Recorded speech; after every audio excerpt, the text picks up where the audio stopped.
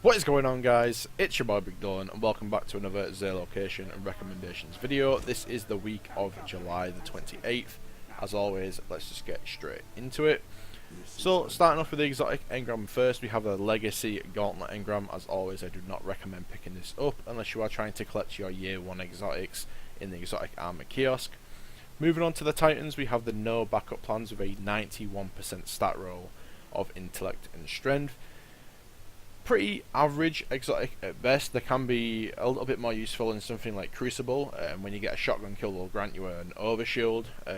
Pretty annoying to play against, but other than that, nothing really too special and nothing really to write home about.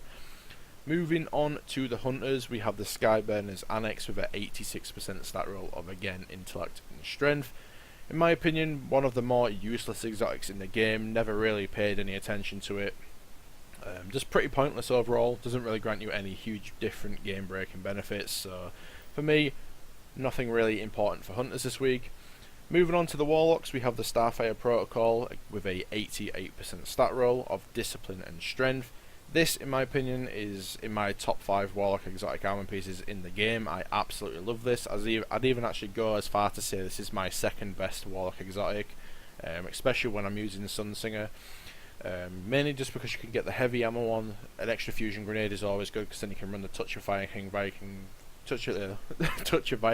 Touch of Flame Viking Funeral build, which is really good in PvE. Definitely recommend picking it up if you don't currently have it, but again, if you do pick it up, you might want to pick up some glass needles to get a better stat roll. For the weapon this week, we've got a No Land Beyond. This, again, it did get nerfed pretty hard in the past, but it is actually still a really fun exotic to use.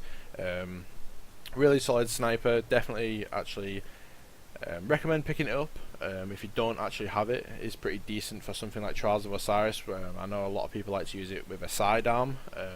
So completely depends on your playstyle, but again, pick it up if you don't have it, if you want to collect them all.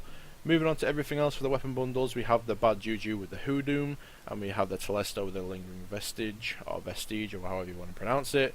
For everything else, again, Plasma Drive, Emerald Coil, 3 heavy ammo for 1 strange coin and 10 for 3 strange coins, 3 coins, glass needles, Multi for strange coin exchange, and finally exotic shards.